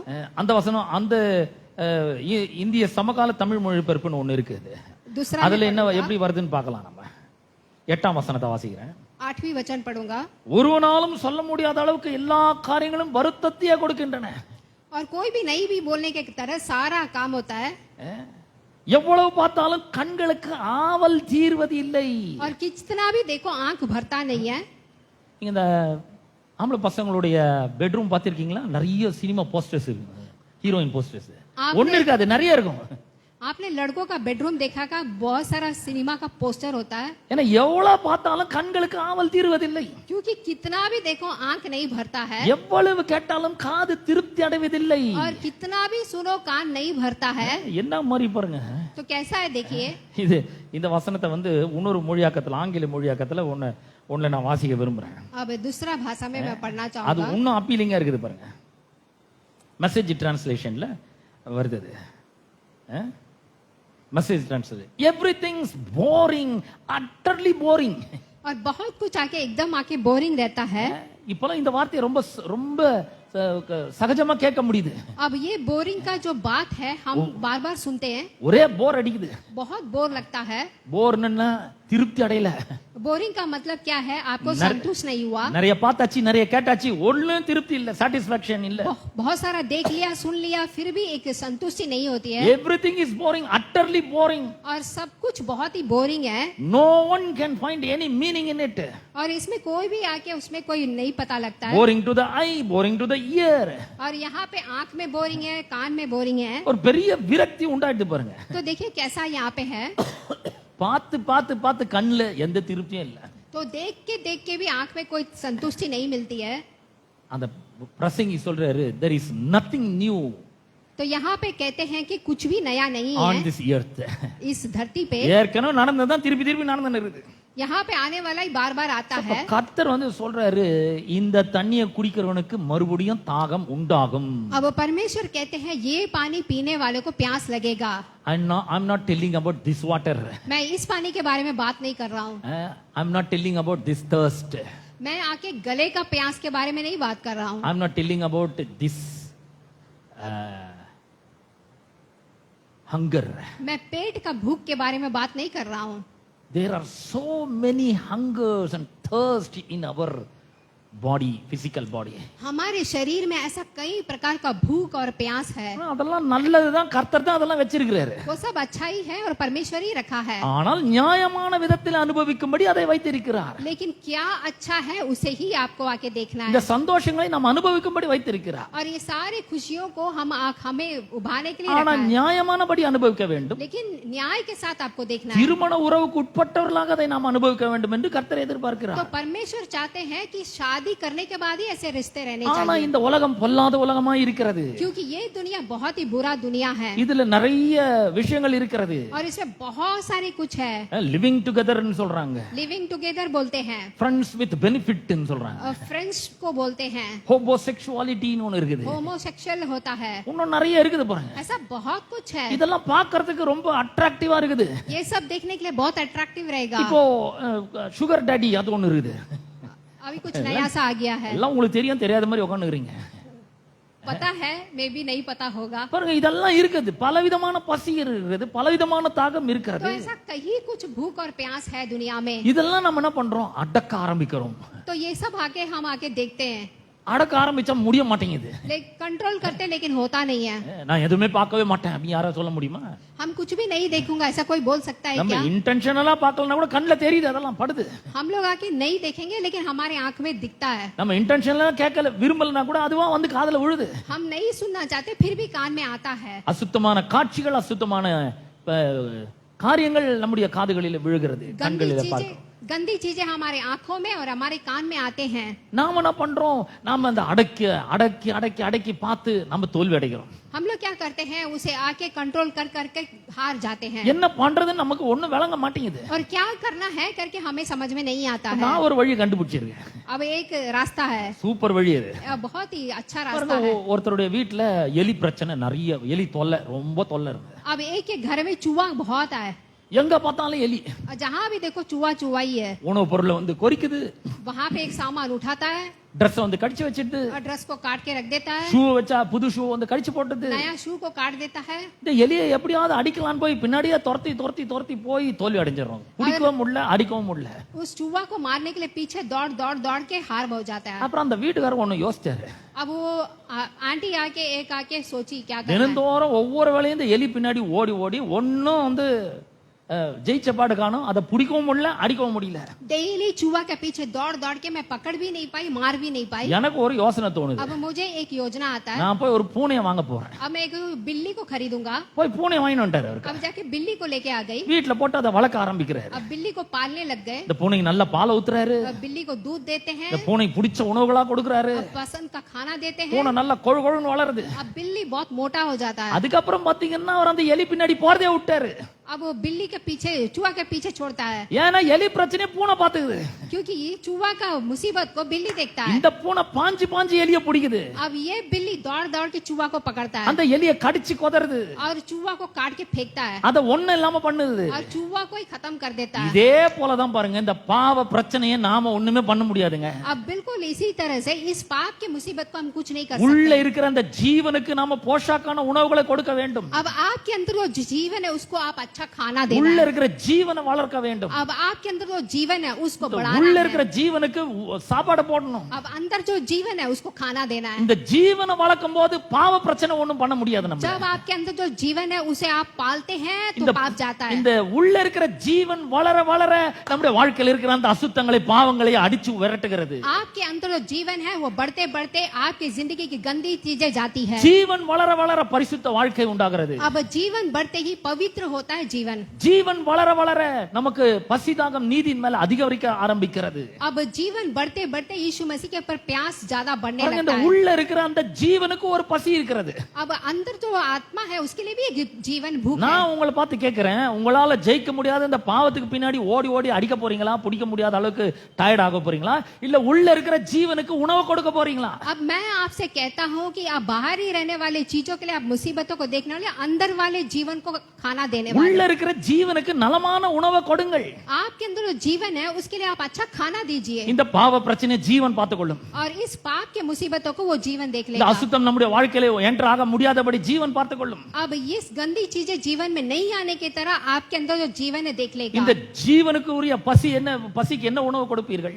अब ये इस जीवन के लिए आप क्या खाना दोगे? தேவனுடைய வார்த்தை என்கிற உணவை தர வேண்டும். परमेश्वर का वचन का भोजन आपको देना है। இயேசு சொல்ற, நானே ஜீவாப்பம். अब यीशु मसीह कहते हैं मैं ही जीवन का रोटी I हूँ। am the bread of life. यीशु मसीह कहते हैं मैं ही जीवन का रोटी हूँ। Bread of life. अब जीवन का रोटी, You have to give this bread to the life which is given to you. अब इस रोटी को ही आप उस जीवन को देना है। If you give that bread, जब उस रोटी को आप दोगे if you give that word of God और परमेश्वर के वचन को दोगे, to the life which is in you, आपके अंदर जो जीवन है, the life will grow stronger and bigger. अब आपके अंदर जो जीवन है वो बढ़ने लगेगा, It will gain strength. उसको बल आएगा It will put weight. और उसको वो आके बड़ा And मोटा it will होगा destroy all the darkness. और आपके जीवन में जो अंधेरा है उसको खत्म உள்ள करेगा। இருக்கிற ஜீவனுக்கு இந்த வார்த்தை என்கிற உணவை கொடுங்கள். आपके अंदर जो जीवन है उसको वचन से भर दीजिए। யோவான் 6:35 சொல்றாரு, நானே ஜீவ அப்பம். यूवना के किताब 6वीं अध्याय में देखते हैं, मैं ही जीवन की रोटी हूँ இந்த ஜீவ அப்பத்தை நாம் ஒவ்வொரு நாளும் புசிக்கிறவர்களாக இருக்க வேண்டும். और इस जीवन के रोटी को मैं एक एक दिन इसको खाना है। பாருங்க, பைபிள் ஏன் நம்முடைய கையில கொடுக்கப்பட்டிருக்குது? क्यों बाइबल हमारे हाथ पे दिया நாம गया है? கிறிஸ்தவர்களா இருக்கிறோம், ஒவ்வொரு நாளும் பைபிள் வாசிக்கணும்ன்றதுக்காக இல்லங்க. हम मसीहा के लोग हैं, एक एक दिन पढ़ना है करके இல்லங்க, नहीं है। வாசிக்கலனா கர்த்தர் தலைமையில அடிப்பாரு. नहीं तो मैं नहीं पढ़ूंगा तो परमेश्वर मुझे मारेंगे करके। வாசிக்கலனா கர்த்தர் என்ன ஹாஸ்பிடல்ல கொண்டு போய் படுக்க வச்சிருவாரு. अगर मैं वचन नहीं पढ़ूंगा तो अस्पताल में भर्ती हो நான் जाऊंगा। வாசிக்கலனா கெட்ட காரியங்கள்லாம் என்னோட வாழ்க்கையில் நடக்கும். अगर मैं बाइबल नहीं पढ़ूंगा तो गंदी चीजें मेरे जीवन में ஐயோ, होंगी। அதுக்காக கிடையாது. उसके लिए नहीं है। அரே பாப்ரே, அதுக்காக கிடையாதுங்க. अरे बाप रे, उसके लिए नहीं है। ஏன் இத வாசிக்கணும்? ये क्यों दिया है? இதுதான் ஜீவ அப்பமா இருக்கிறது. क्योंकि यही जीवन की रोटी है। When we read the word of God, you are eating the word of God. जब आप इस वचन को पढ़ेंगे आप रोटी खा रहे हैं। You are literally taking the word of God, which is the bread of life, and you give food to your spirit. जब आप वचन पढ़ेंगे जीवन की रोटी को आप खा के अपने अंदर ही आत्मा को जीवन देते हैं, அப்ப உள்ள அந்த ஜீவன் வந்து பெருக ஆரம்பிக்கிறது. तो आपके अंदर जो जीवन है वो बढ़ने लगता है। நிறைய பேர் வாசிக்கிறதே கிடையாது. बहुत लोग बाइबल पढ़ते ही नहीं है, உள்ள ஜீவன் எப்படி பலவீனமா இருக்குது तो பாருங்க. आपका जीवन बहुत ही बलहीन உள்ள रहेगा। இருக்கிற அந்த ஜீவனுக்கு உணவை கொடுக்க வேண்டும். आपके अंदर जो जीवन है उसके लिए खाना दीजिए, ஜீவ அப்பத்தை கொடுக்க வேண்டும். जीवन की रोटी को दीजिए। இது கொடுக்கும்போது என்ன நடக்கிறது? अब देते समय क्या होता है? உபவாசிக்க வேண்டும். அது ஒரு வகையான ஒரு உணவு பாருங்க. तो यहाँ पे उपवास का एक है। அப்ப இந்த உணவை கொடுக்கும் பொழுது உள்ள இருக்கிற ஜீவன் நல்லா வளர ஆரம்பிக்கிறது, பெருக ஆரம்பிக்கிறது. और जब हम ये रोटी देता है अंदर का जीवन बढ़ने लगता है உள்ள இருக்கிற அந்த வேற விதமான பசியெல்லாம் போக और ஆரம்பிக்கிறது. अंदर का जो भी भूख है वो जाने लगता है வேற மாதிரி பசிதாகம் நமக்கு வர ஆரம்பிக்கிறது. और जो दूसरा किस्म का जो भूख प्यास है, மத்தேயு சுவிசேஷம் 5:6 சொல்கிறது, मैथ्यू का किताब चैप्टर 5 वर्स 6 कहता है, நீதியின் மேல் பசிதாகம் உள்ளவர்கள் பாக்கியவான்கள், அவர்கள் திருப்தி அடைவார்கள். और धन्य है जो धर्म कर्ता में भूखे रहते हैं क्योंकि तृप्त होते हैं। நீதியின் மேல நமக்கு ஒரு பசிதாகம் உண்டாக ஆரம்பிக்கிறது. देखिए नीति के अंदर हमें एक भूख प्यास होना चाहिए Jesus is our righteousness. और यीशु मसीह ही हमारा धर्म करता है। இயேசுவின் மீது நமக்கு ஒரு அன்பு ஏற்படுகிறது. यीशु मसीह के ऊपर एक प्यार आता है இந்த வார்த்தையின் மீது ஒரு பெரிய தாகம் உண்டாக और ஆரம்பிக்கிறது. इस वचन में आपको प्यास आने I लगता am है going to read the word of God. और मैं परमेश्वर का वचन पढ़ूंगा I am going to spend much of my time to read the word of God. और बहुत सारा समय मैं आके वचन पढ़ने के लिए I देखूंगा am going to pray to God. God. और मैं प्रार्थना करूंगा I am going to be in the presence of God. और परमेश्वर की उपस्थिति में I am रहूंगा going to enjoy the presence of God. परमेश्वर की उपस्थिति में आनंद लेने वाला He हूँ loves me so much. क्योंकि वो मुझे बहुत He प्रेम करता है gave himself for me. वो मुझे आके ध्यान देता है He has shed his blood abroad to redeem me, to wash me. मुझे छुटकारा करने के लिए धोने के लिए अपने बहुमूल्य लहू को बहाया So I है am going to enjoy God's presence. इसलिए मैं परमेश्वर की उपस्थिति में आनंद रहूंगा பாருங்க, இப்ப நமக்கு என்ஜாய் எல்லாம் வேற மாதிரி இருக்குது. अभी हमारा एंजॉयमेंट और कोई है ஒன்ஸ் இந்த ஜீவனை ஃபோக்கஸ் பண்ண ஆரம்பிக்கும் போது பசி தாகம்லாம் வேற ஒண்ணு மேல வர ஆரம்பிக்கிறது. लेकिन देखिए वंस आप अपने अंदर जो जीवन है उसको गौर करेंगे तो நம்ம தேவனுடைய வார்த்தையை வாசிக்கல, ஜெபிக்கல, உபவாசிக்கலன்னா பிசாசு வேற விதமான காரியங்கள் எல்லாம் கொண்டு வந்து நமக்கு காண்பிப்பான். अब हम प्रार्थना नहीं करते वचन नहीं पढ़ते उपास नहीं लेते तो शत्रु क्या क्या ध्यान लेके आता இத है கொஞ்சோண்டு பாரு. ये सब आप देखिए உனக்கு டயர்டா இருக்குது படுத்துக்கோ. आप आके टायर्ड है सो जाओ கொஞ்ச நேரம் தூங்கு. थोड़ा देर सो जाओ வாசிக்கலாம், கொஞ்ச நேரம் கழிச்சு வாசிக்கலாம். आप बाद में बाइबल पढ़ना நான் சொல்றேன் அதுக்கப்புறம் வாசிக்கவே முடியாது. मैं बोलता हूँ उसके बाद आप बाइबल पढ़ ही नहीं அதுக்கப்புறம் पाओगे ஜெபிக்கவே முடியாது. और प्रार्थना कर ही नहीं पाओगे We cannot enjoy the presence of God. आप परमेश्वर की उपस्थिति को आप आनंद नहीं उठा So सकते when your spirit says enjoy the presence of God, you must go to the presence of God and enjoy it. जब आपका अंदर ही आत्मा कहता है परमेश्वर की उपस्थिति में आनंद रहो तो तुरंत चला जाना चाहिए அப்ப உங்களுக்கு நீதியின் மேல பசி தாகம் இருக்கா? अभी आपको आके नीति के ऊपर आके प्यास है இப்படிப்பட்ட பசியும் தாகமும் உங்களுக்கு இருக்கா? ऐसा एक भूख प्यास आपको है क्या When you focus the life of God which is in you, you will have this hunger and thirst. जब आके परमेश्वर के जीवन में आप आके गौर करोगे तो ये भूख प्यास आपको आने लगेगा நீதியின் மேல் பசி தாகம் உள்ளவர்கள் பாக்கியவான்கள், அவர்கள் திருப்தி அடைவார்கள். धन्य है जो धर्म कर्ता पे भूख और प्यास है They will be satisfied. क्योंकि वो तृप्त हो जाएंगे What will happen when you satisfy? क्या होगा जब तृप्त किया जाएगा तो Proverbs 27:7 says like this. Proverbs chapter 27 verse 7 कहता है திருப்தி அடைந்தவன் தேன் கூட்டையும் மிதிப்பான். और जो तृप्त होता है वो मधुमक्खी के छत्ते பசி को உள்ளவனுக்கு கசப்பான பதார்த்தங்களும் கூட இனிப்பாய் தித்திப்பாய் இருக்கும். जो भूखा रहता है उनको कड़वा खाना भी मीठा लगता है When you were satisfied, பிசாசு என்ன மாதிரி ஒரு பிக்சரை கொண்டு வந்து காமிச்சாலும், என்ன மாதிரி ஒரு அப்படியே ஒரு இந்தி ஆக்டரே வந்தா கூட, நோ, ஐ எம் சாட்டிஸ்ஃபைட் நவ. God is my owner, God is my lover. जब आके आपके अंदर ही आत्मा आके अच्छा रहता है तो शत्रु कुछ भी लेके आ जाए वो आपके सामने जीत नहीं सकता திருப்தி அடைஞ்சவன் தான் தேன் கூட்டை மிதிப்பாங்க. क्योंकि जो तृप्त होते हैं वही मधुमक्खी के छत्ते को मारता நீங்கள் है நீதியின் மேல் பசிதாகம் உள்ளவர்களாய் திருப்தி அடைந்தவர்களாய் இருக்கிறீர்களா? क्योंकि नीति के ऊपर जो भूख प्यासा रहता है वही आके तृप्त होता है அப்பனா தேன் கூட்டை கூட மிதிக்க முடியும். तो आप देखिए मधुमक्खी के छत्ते को भी आप पांव लगा பிசாசு सकते हैं என்னதான் ட்ரை பண்ணாலும் நோ அப்படின்னு சொல்லுவோம் நம்ம. शत्रु किया भी कोशिश कर रहे आपके साथ कुछ नहीं हो நான் உனக்கு सकता இணங்க மாட்டேன். मैं नहीं सुनूंगा I am already satisfied. मैं ऑलरेडी तृप्त हूँ God is my lover. यीशु मसीह ही मेरा प्रेम है He is my friend and my boyfriend. अब वो मेरा आके दोस्त और बॉयफ्रेंड है I am dead with him. मैं उसके साथ हूँ அவரோட இருக்கிறேங்க நானு. मैं उसके साथ हूँ I am enjoying his presence. और उसकी उपस्थिति को मैं आनंद लेता हूँ Otherwise Satan will bring one boyfriend तो आके शत्रु आके दोबारा एक and बॉयफ्रेंड you लेके will आएगा be enjoying his presence, और आप उसकी उपस्थिति को एंजॉय which करेंगे will fade away quickly. वो कभी भी जा सकता है You will be cheated. आपको आके धोखा दे देंगे My beloved Betty, मेरी बेटी सुन this, लेकिन यहाँ पे hear सुनिए this what I am saying. मैं क्या बोलता हूँ God सुनिए। is speaking to you परमेश्वर आपसे बात कर रहे हैं through my vocal cord and my mouth. मेरे मुंह के जरिए परमेश्वर आपसे बात कर रहे हैं Hallelujah. Hallelujah Satisfy with his word and his presence. आपके जीवन को परमेश्वर की उपस्थिति में आप आनंद रहे அப்புறம் பிசாசு என்ன மாதிரியான காமிச்சாலும் நோ आप நோ अब शत्रु कोई भी खेल खेले आपके जीवन में कोई ना- कुछ नहीं कर सकता நான் இணங்க மாட்டேன். मैं उतरूंगा नहीं Because I am satisfied, my soul was satisfied with his love. क्योंकि मैं अपने अंतरी जीवन में तृप्त हूँ परमेश्वर My में heart is full of his love. मेरा हृदय परमेश्वर के वचन से भरा हुआ है He has laid his life and died for me. उन्होंने यीशु मसीह ने अपना जीवन को मेरे लिए दिया है His love never fails. क्योंकि उसका प्रेम कभी कम नहीं होता है Oh, what a love. देखिए कितना अच्छा प्रेम है Hallelujah. मसीहा का What a love. कितना अच्छा प्रेम है இந்த மாதிரி யாராவது உங்களை நேசிக்க முடியுமாங்க? ऐसा कोई आपको प्रेम कर सकता है உயிரை क्या? கொடுத்து நேசிக்க முடியுமா? जीवन को देके कोई प्रेम कर सकता है He laid his life for you. वो अपना जीवन को दिया है, He shed his blood abroad for you, अपने लहू को बहाया है, to cleanse you, to wash you. आपको धोने के लिए, साफ करने के लिए। எந்த கிரீமும் அவருடைய ரத்தத்துக்கு இணையானது கிடையாதுங்க. कोई भी क्रीम यीशु मसीह के लहू के मेल नहीं खा सकता। He washed you and cleansed you आपको धोया है, शुद्ध किया है from all your unrighteousness. आपकी सारे बुरे कामों से। No spot or wrinkle. आप में एक छोटा सा दाग भी नहीं है।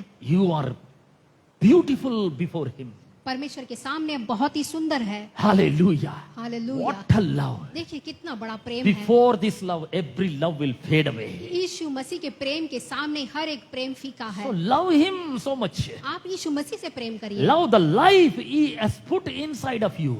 आपके अंदर जो जीवन को मसीहा ने डाला उससे प्रेम Feed कीजिए। this love with the word of God and the bread of life. यीशु मसीह के लहू प्रेम को महसूस कीजिए वचन के जरिए। Let the life eat the bread of life and grow.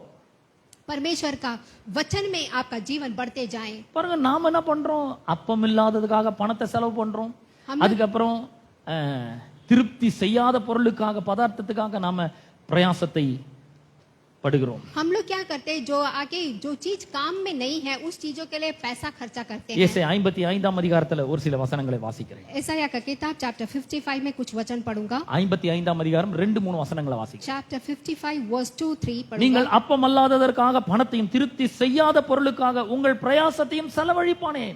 तो यहाँ पे देखते हैं कि तुम भोजन वस्तु के लिए अपने रुपए को लगाते हो। You are spending all of your money and time and energy and everything. आप आकर सारे पैसा आप डालते हैं उस पे। அப்பம் இல்லாததுக்காக பணத்தை செலவழிக்கிறீங்க. जो भोजन वस्तु नहीं है उसके लिए पैसा खर्चा करते வாழ்க்கையில हैं। செலவழிச்சு போயிடுறீங்க. अपने जीवन को खर्चा करते हैं। என்ன ஆகுது பாருங்க, வாழ்க்கையே தொலைஞ்சு போயிடுது. देखिए आपके जीवन को खो बैठते हैं। அப்பம் இல்லாததற்காக நம்ம பணத்தை செலவு பண்ணுகிறோம். एक भोजन वस्तु नहीं है उसके लिए खर्चा करते हैं। அது நிஜ சப்பாத்தி கிடையாது, பிளாஸ்டிக் சப்பாத்தி அது. वो आके असली का रोटी नहीं है, वो झूठा रोटी है। அது வெறும் ஏட்டு சொரக்காங்க, அது கறிக்கு உதவாது. वो किसी चीज के लिए काम नहीं आता है। ஆனா நாம என்ன பண்றோம், நம்முடைய பணம், நம்முடைய எனர்ஜி, நம்முடைய எல்லா வாழ்க்கையே கொடுத்து அந்த அப்பம் இல்லாததை வாங்குறோம். और हम लोग क्या करते हैं, अपने सारे पैसे आके झूठे चीजों पे लगाते हैं। நம்மள மேல கொண்டு வரதுக்காக ஒரு திட்டங்களை வச்சிருக்கிறாரு, அவருக்கு நேரத்தை செலவு பண்றது இல்ல, ஆனா இந்த நேரத்தை வீணா நிறைய செலவு பண்ணிடுறோம். हम परमेश्वर के लिए अपने जीवन को खर्चा नहीं करते, बल्कि आके यूजलेस चीजों के लिए हम करते हैं। திருப்தி செய்யாத பொருளுக்காக உங்கள் பிரயாசத்தையும் செலவழிப்பானே. जो तृप्त आपको नहीं करता उस पे आप अपना समय मत लगाइए। நான் சொல்ற வாழ்க்கையில எதுவுமே உங்களை திருப்தி படுத்தவே முடியாதுங்க. मैं आपको कहता हूँ आपके जीवन में कुछ भी आपको तृप्त नहीं कर அவர் सकता। மட்டும்தான் உங்களை திருப்தி படுத்த முடியும். यीशु मसीह केवल ही आपको तृप्त कर सकता है। அப்ப அவர் என்ன சொல்றாரு, எனக்கு கவனமாய் செவி கொடுங்கள், तभी यीशु मसीह यहाँ क्या कहते हैं, मेरे और कान लगाओ, நலமானதை சாப்பிடுங்கள், अच्छा वाला चीज खाओ, அப்பொழுது உங்கள் ஆத்துமா கொழுப்பான பதார்த்தத்தினாலே மகிழ்ச்சியாகும். तब आपका आत्मा आके तृप्त होता है। உங்களுடைய சோல் ஆத்துமா மகிழ்ச்சியா இருக்குதா என்னைக்காவது? तो क्या कभी आपका आत्मा आके आनंद हुआ है? ஒரு பெரிய சோல் சாட்டிஸ்பாக்சன் அனுபவிச்சிருக்கீங்களா நீங்க? क्या आपके आत्मा में कभी आनंद आया है? வார்த்தையை வாசிச்சு வாசிச்சு வாசிச்சு ஒரு சோல் சாட்டிஸ்பாக்சன் வந்திருக்கா உங்களுக்கு? क्या आपको वचन पढ़ पढ़ के कभी तृप्त हुए हो? அவருடைய பிரசன்னத்தை அனுபவிச்சு அனுபவிச்சு அனுபவிச்சு அதுல ஒரு சோல் சாட்டிஸ்பாக்சன் வந்திருக்கா? परमेश्वर की उपस्थिति को आके आके आपको तृप्त हुए हो? பாருங்க, ஒரு விருந்துக்கு போறோம், நல்ல கொழுப்பான கறி நம்மளுடைய தட்டுல வந்து விழுது. हम लोग आके कभी आके खाने के लिए जाते हैं तो अच्छा आके आता है। இந்த கறியிலேயே நிறைய ரகங்கள் இருக்குது. अब मीट में ही आके बहुत प्रकार का होता है। அதுல வந்து ரவாஸ்னு ஒண்ணு சொல்றாங்க. उसमें आके इस प्रकार का कुछ कहते हैं। ரவாஸ்னா என்னன்னா பாதி கறி பாதி கொழுப்பு இருக்கும், எல்லா பீஸ்லயும் அந்த மாதிரி இருக்கும். अब रवास का मतलब क्या होता है, आधा आके यहाँ पे कोलेस्ट्रॉल होता है, आधा मीट சூப்பரா होता है। இருக்கும், சூப்பரா இருக்கும் அந்த போர்ஷன். अच्छा रहता है वो, बहुत अच्छा है. बहुत अच्छा रहता है ரொம்ப மகிழ்ச்சியா இருக்கும், சாப்பிடும் போதே ஒரு தெம்பா இருக்கும் நல்லா. और खाते समय मजा आएगा। அந்த மாதிரி பைபிளை வாசிக்கும் பொழுது உங்களுக்கு ஒரு சாட்டிஸ்பாக்சன், சோல் சாட்டிஸ்பாக்சன் உண்டா இருக்குதா? उस प्रकार से जब आप बाइबल पढ़ते हैं तो एक तृप्त मिलेगा। when you worship, அவரை ஆராதிக்கும் பொழுது அப்படிப்பட்ட ஒரு சோல் சாட்டிஸ்பாக்சன் உண்டா இருக்குதா? क्या कभी आप आराधना करते समय परमेश्वर की उपस्थिति को महसूस किए हैं? கர்த்தர் சொல்றாரு, எனக்கு கவனமாய் செவி கொடுங்கள், परमेश्वर कहते हैं मेरे ऊपर गौर से कान लगाओ, நலமானதை சாப்பிடுங்கள், अच्छा चीजें खाओ, அப்பொழுது கொழுப்பான பதார்த்தத்தினாலே உங்களுடைய ஆத்தும மகிழ்ச்சியாகும். तब परमेश्वर आपके अंदर ही आत्मा को आके आनंद करेगा। மூன்றாம் வசனம் சொல்லுகிறது, உங்கள் செவியை சாய்த்து என்னிடத்தில் வாருங்கள், तीसरा वचन कहता है कान लगाओ और मेरे पास आओ, கேளுங்கள், सुनो, அப்பொழுது உங்கள் ஆத்துமா பிழைக்கும். तब तुम जीवित रहोगे। ஒன்னாம் வசனம் சொல்லுது, ஓ தாகமாய் இருக்கிறவர்களே, और यहाँ पे दूसरा वचन कहता है, நீங்கள் எல்லாரும் தண்ணீர்கள் அண்டைக்கு வாருங்கள். और सब प्यासे लोग मेरे पास आओ. தண்ணீர் என்ன? கர்த்தருடைய வார்த்தை தான் தண்ணீர். पानी मतलब क्या है? परमेश्वर का वचन ही பரிசுத்த पानी है. ஆவியானவருடைய பிரசன்னம் தண்ணீரை போல இருக்கிறது. परमेश्वर की उपस्थिति पानी है. தண்ணீர்கள் அண்டைக்கு வாருங்கள். और यहाँ पे पानी के पास आओ. பணம் இல்லாதவர்களே நீங்கள் வந்து வாங்கி சாப்பிடுங்கள். और जिनके पास रुपए नहीं है आके खाओ. கர்த்தருடைய வார்த்தையிட்ட வரதுக்கும் அவருடைய பிரசன்னத்தை அனுபவிக்கிறதுக்கும் நீங்க எதுவுமே தர தேவையில்லை. परमेश्वर के वचन को सुनने के लिए, उपस्थिति को देखने के लिए पैसा नहीं लगता है. You can freely enter into this church मुफ्त से आके चर्च में बैठ सकते हैं आप. and you can hear the word of God और मुफ्त में परमेश्वर के वचन को सुन सकते हैं. and you can enjoy the presence of God. परमेश्वर की उपस्थिति को आनंद उठा सकते हैं. செலவு பண்ண தேவையில்லை. आपको पैसा खर्च करने की जरूरत नहीं है. நீங்க வந்து வாங்கி சாப்பிடுங்க. आप आइए, खाइए. பணமும் இன்றி விலையும் இன்றி திராட்சை ரசமும் பாலும் கொள்ளுங்கள். यहाँ पे आके कुछ भी आके नहीं लगता है. பாருங்க, கர்த்தர் அவ்வளோ அற்புதமா இருக்கிறார். देखिए परमेश्वर देखिए कितने अच्छे हैं. நலமானதை சாப்பிட சொல்றார். अच्छे से खाने बोल रहे அவர் हैं. கூப்பிடுறார், வா, आओ. come to me, परमेश्वर कहते हैं मेरे पास आओ. eat the word of God परमेश्वर के वचन के खाओ. which is the bread of life. वो जो जीवन की रोटी है. சாப்பிடும்போது உள்ள இருக்கிற ஜீவன் வளர ஆரம்பிக்கிறது, பெருக ஆரம்பிக்கிறது. जब आप इस जीवन के रोटी को खाते हैं तो अंदर का आत्मा बढ़ने लगता है. ஜீவன் எந்த அளவுக்கு வளருதோ அந்த அளவுக்கு வாழ்க்கையில வெற்றி உண்டாக और ஆரம்பிக்கிறது. जीवन की रोटी कितना बढ़ता है उतना आप जीवन में जीत पाओगे. ஊன ஆரோக்கியமா இருந்தா போதும், எலி பிரச்சனையே இருக்காது நமக்கு. अगर आके बिल्ली अच्छा है तो चूहा का काम नहीं है वहाँ पे. உள்ள இருக்கிற ஜீவன் பெருக பெருக பிரச்சனைன்றது ஒண்ணுமே கிடையாது. अब आपके अंदर जो जीवन है वो बढ़ते बढ़ते पाप के लिए जगह नहीं है. உள்ள இருக்கிற ஜீவன் பெருகுச்சு, अब अंदर का जीवन बढ़ गया है. சரீரத்தை ஆரோக்கியமாக்கி இருக்குது, अब हमारा शरीर अच्छा है. மனங்கள் ஒளியூட்டப்பட்டிருக்கிறது, अब मन में उजाला आ गया है. சூப்பர் நாலேஜ் வந்திருக்கிறது, अच्छा ज्ञान आ गया है. நீதியின் மேல் பசிதாகம் உண்டாயிருக்கிறது. अब वचन में प्यास भूख आ गया है. உபாசிக்கிறோம், ஜெபிக்கிறோம், வேதத்தை வாசிக்கிறோம், अब पढ़ना है, प्रार्थना करना है करके आ गया है. கர்த்தருடைய பிரசன்னத்தை என்ஜாய் பண்றோம். परमेश्वर की उपस्थिति में आनंद उठाते हैं. இப்ப திருப்தி அடைஞ்சிட்டு இருக்கிறோம். अब तृप्त पा गए हैं. இப்ப பிசாசு ஏதாவது கொண்டு வந்து காமிச்சா கூட, no, I don't want this, I don't like this, we can say boldly. अब शत्रु आपके सामने कुछ लेके आ सकता है, परमेश्वर मेरे साथ है, तू चले जा. உலகத்திலே நம்பர் 1 அழகான ஆளை கொண்டு வந்து நிக்க சொல்ல நோன்னு சொல்ல முடியும். अब यहाँ पे आप दुनिया में आके आपको नो बोलने के लिए बोलना है. ஏன்? क्यों? திருப்தி அடைந்தவன் தேன் கூட்ட கூட மிதிப்பாங்க. क्योंकि जो तृप्त होता है वो मधुमक्खी के छत्ते को भी आके पांव लगाता है. ஆனா பசியா இருக்காங்க பாருங்க, लेकिन जो भूख रहता है, இந்த நீதியின் மேல் பசிதாகம் இல்லாமல், जो इस वचन में भूख प्यास नहीं के உள்ள बिना, இருக்கிற ஜீவனை ஃபோக்கஸ் பண்ணாம, और यहाँ पे जीवन को गौर करे बिना, அதுக்கு நலமான உணவை கொடுக்காம, उसको अच्छा आके பலவிதமான அசுத்தமான பசி தாகத்தோட இருக்கும்போது, और गंदे गंदे प्यास भूख से रहते समय, பிசாசு கசப்பான பதார்த்தத்தை கொண்டு வந்தா கூட அதை வாரி வாரி சாப்பிடுவோம் நம்ம. अब शत्रु आके कड़वी चीज लेके आता अभी तो आपको अच्छा लगने लगेगा. கசப்புன்னு தெரியுது, இருந்தாலும் என்ன பண்ணுது, பசிக்குதே. अब यहाँ पे कड़वा है करके पता, लेकिन फिर भी भूख प्यास है. பசி உள்ளவனுக்கு கசப்பான பதார்த்தங்களும் தித்திப்பா இருக்கும். जिसको भूख लगता है कड़वी चीज भी दो तो से अच्छा அது लगता है. கசப்பு தான், ஆனா தித்திப்பா இருக்கிற மாதிரி இருக்குது. वो कड़वा ही है लेकिन आपको अच्छा लगेगा. உண்மையில கசப்பு. आपके अंदर वो कड़वा लगता है. வாழ்க்கையில வெள்ளம், சோதனை, வேதனை, அவமானம் எல்லாம் வர ஆரம்பிக்கிறது. जीवन में बहुत ही मुश्किल दुख सब आता है. கேலி, பரியாசம், மனம் உடையும்படியான கவலை எல்லாம் வர ஆரம்பிக்கிறது. और बहुत सारे लोग आते हैं. ஏன்னா பிசாசு இப்படிப்பட்ட கசப்பான காரியங்களை நம்முடைய வாழ்க்கையில கொண்டு வருகிறார். क्योंकि शत्रु आके ऐसे कड़वी चीज हमारे जीवन में लेके आता நான் है. சொல்றேன், உங்களுக்குள்ள இயேசு கிறிஸ்துவோட ஜீவன் இருக்கிறது. मैं आपको कहता हूँ आपके अंदर यीशु मसीह का जीवन है. அந்த ஜீவனை ஃபோக்கஸ் பண்ணுங்க. उस जीवन पे आप गौर करें. அந்த ஜீவனுக்கு நல்ல உணவை கொடுங்கள். उस जीवन को आप अच्छा खाना पानी அந்த दें. ஜீவன் பெருகட்டும், வளரட்டும். और वो जीवन आप में बढ़ने लगना. அந்த ஜீவன் விருத்தி அடையட்டும். और वो जीवन बड़ा होना है. அந்த ஜீவன் உங்களை ஆசீர்வதிக்கட்டும். और वो जीवन आपको आशीर्वाद लेके आना है. குடும்பத்தை மாற்றட்டும். आपके परिवार में बदलाव लेके आना है. பல நாட்களாக தாமதப்பட்டு கொண்டிருக்கிற காரியங்கள் நடக்க ஆரம்பிக்கும். बहुत दिन से देर होने वाला काम पूरा होना है. வாழ்க்கையில பெயர்க்க முடியாத மலைகள் எல்லாம் பெயர்க்க முடியுமா உங்களால? जो चीज जीवन में नहीं पाए हो वो सब पाना है. நடக்காத அற்புதங்கள்லாம் நடக்க ஆரம்பிக்கும். नहीं होने वाला अद्भुत काम पूरा होगा. ஆசீர்வாதங்கள் பெருக ஆரம்பிக்கும். आशीर्वाद बढ़ने लगेगा. பிரச்சனைகளை சும்மா லேசா நீங்க தீர்த்திட முடியும். और हर एक मुसीबतों को आसानी से आप हाथ कर. அப்படிப்பட்ட ஆசீர்வாதத்தை நன்மைகளை கர்த்தர் உங்களுக்கு அருளுவார். ऐसा एक आशीर्वाद परमेश्वर आपको देगा. இது ஒண்ணும் முடியல, அட்டவாரம் வாங்க, மறுபடியும் இதை பத்தி பார்ப்போம். आप अभी खत्म नहीं हुआ, अगले हफ्ता फिर से आइए, हम सुनेंगे. கர்த்தர் உங்களை ஆசீர்வதிப்பார். நம்ம யாரும் எழுந்திருப்போம், ஜெபிப்பாங்க சகோதரி. सब खड़े होंगे, प्रार्थना करेंगे, परमेश्वर आपको आशीष करेगा.